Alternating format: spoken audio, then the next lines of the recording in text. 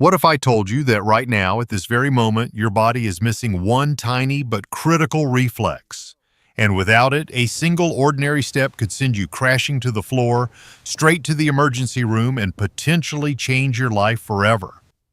That is not meant to scare you. That is meant to wake you up because the truth is, most people over 70 have no idea this reflex even exists until it is already too late.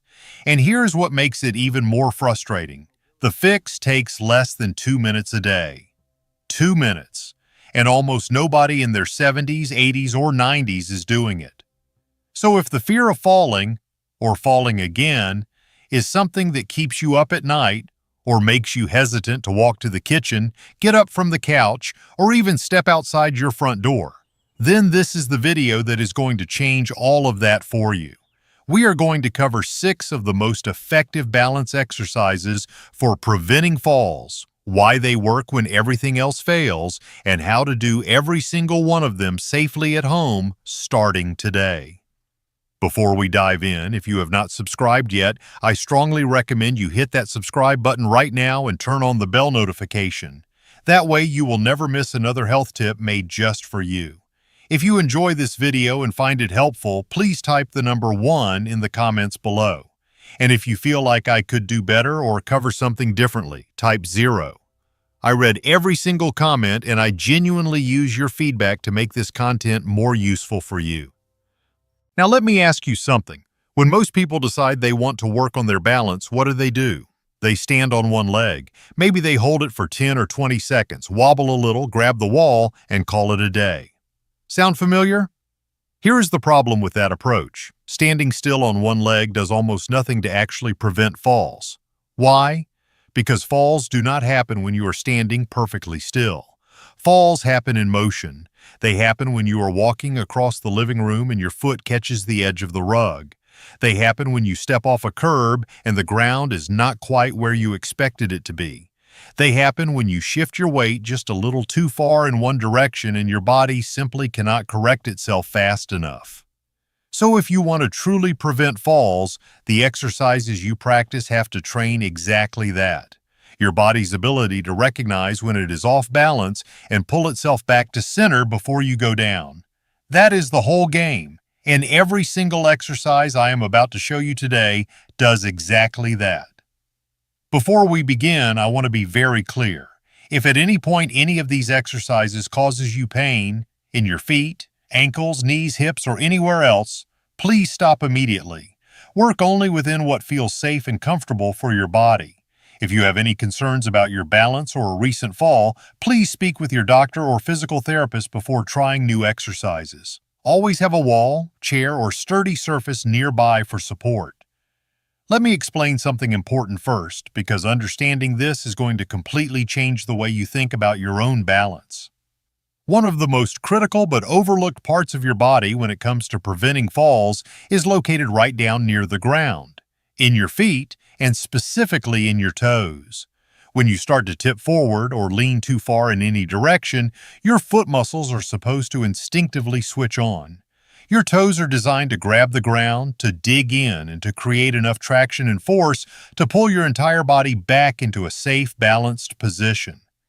That is your body's natural fall prevention reflex. It is built right in. You were born with it. But here is what happens over the decades.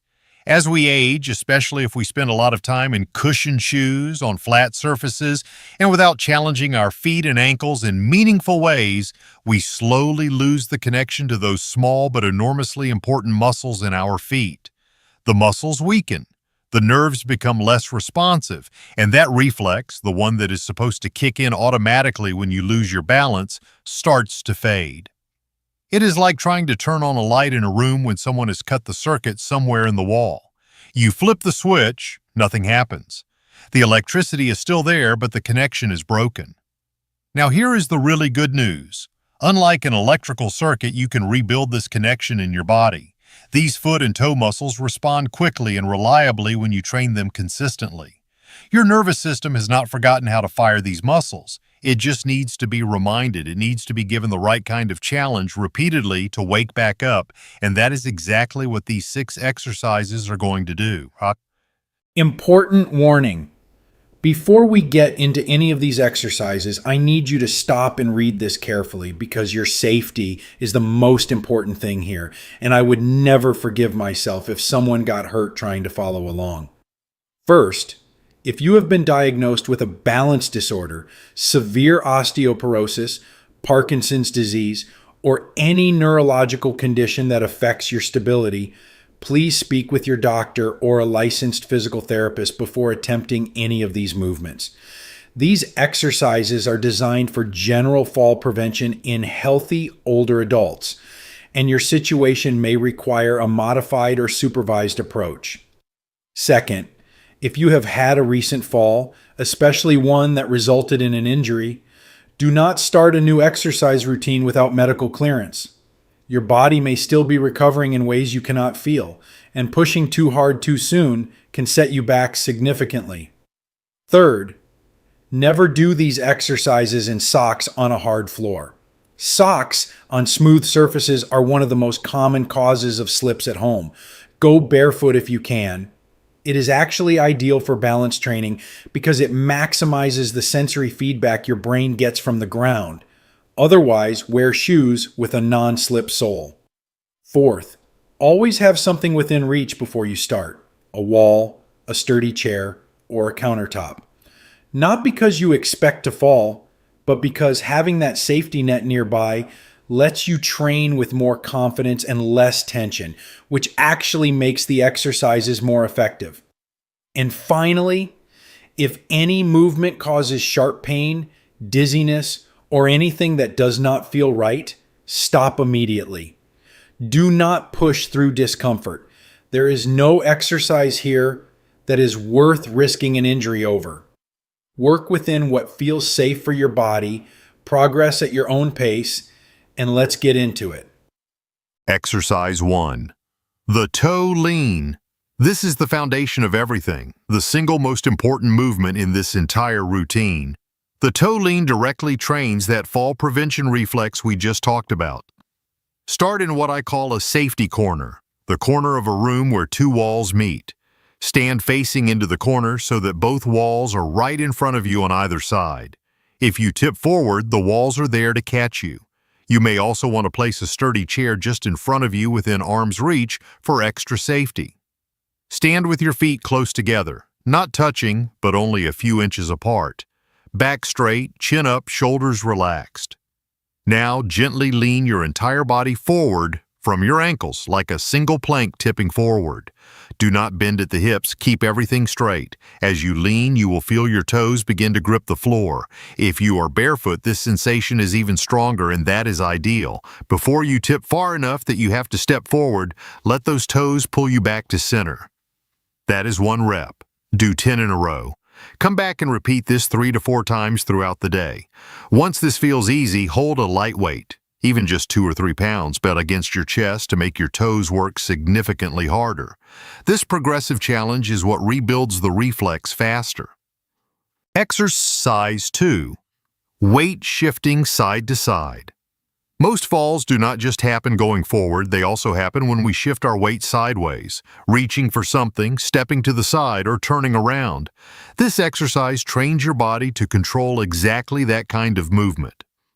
Stand behind a sturdy chair with both hands lightly resting on the back for support. Feet hip-width apart, back straight. Slowly shift your weight to your right foot, lifting your left foot just slightly off the ground, barely an inch. Hold for 3 seconds, then slowly shift back to center and over to your left foot, lifting the right foot just slightly. Hold for 3 seconds on that side. That is 1 full repetition. Do 10 repetitions on each side. The key here is to move slowly and with full control. You are not just balancing, you are teaching your hips, ankles, and core to communicate with each other in real time. As you get stronger, try doing this with only 1 fingertip on the chair instead of your full hand. Eventually, the goal is to do it with no support at all. Exercise 3. Heel to toe walk. This one mimics the exact kind of walking that trips people up most often. Narrow paths, hallways, stepping carefully around objects. It is sometimes called the tandem walk, and it is one of the best ways to train dynamic balance, which is your balance while you are actually moving.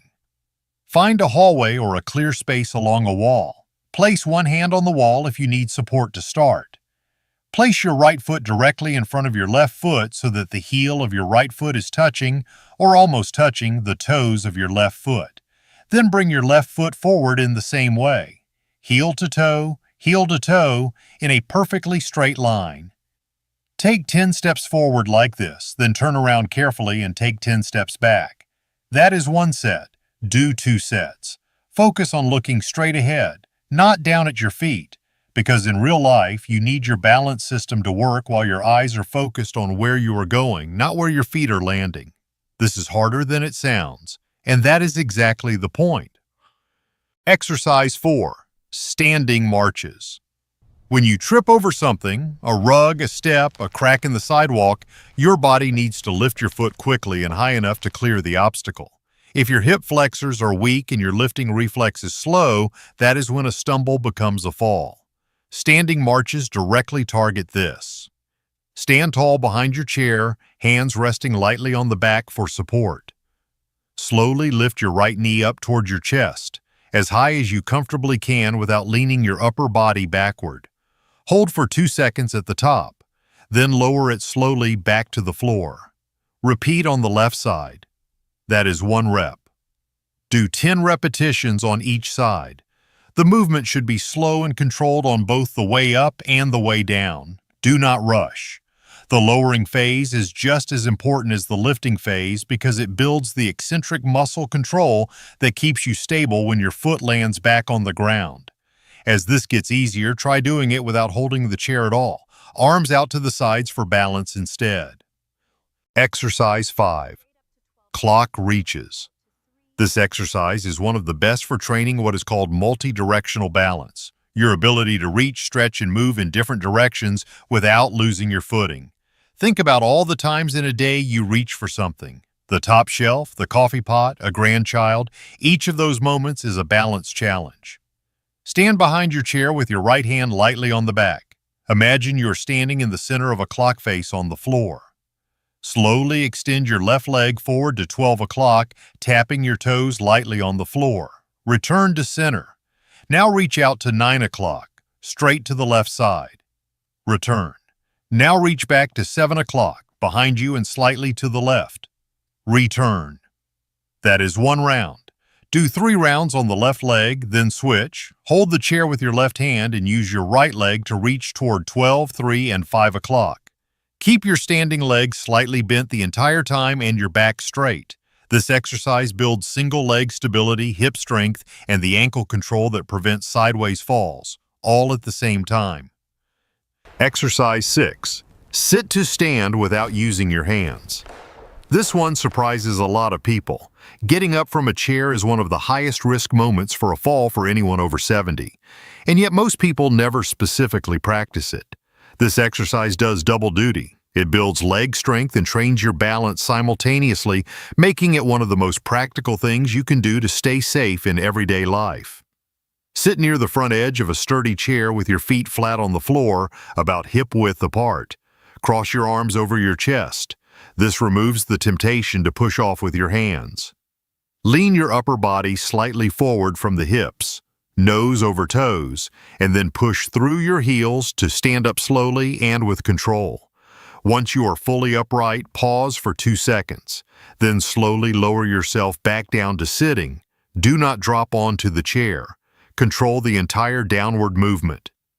That is 1 rep. Start with 8 repetitions. If this is too difficult without using your hands at first, that is completely fine.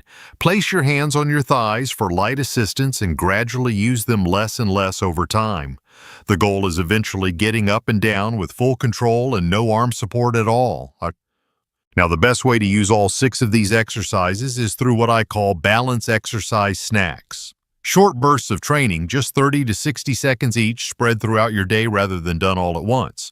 Do the toe lean while your coffee brews. Do the weight shifts during a commercial break. Do the sit to stands before lunch. Do the standing marches while you wait for the microwave.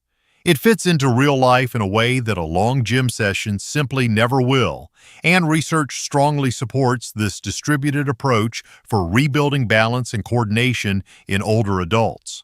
Small doses, repeated consistently throughout the day, send a powerful signal to your nervous system, and your body responds.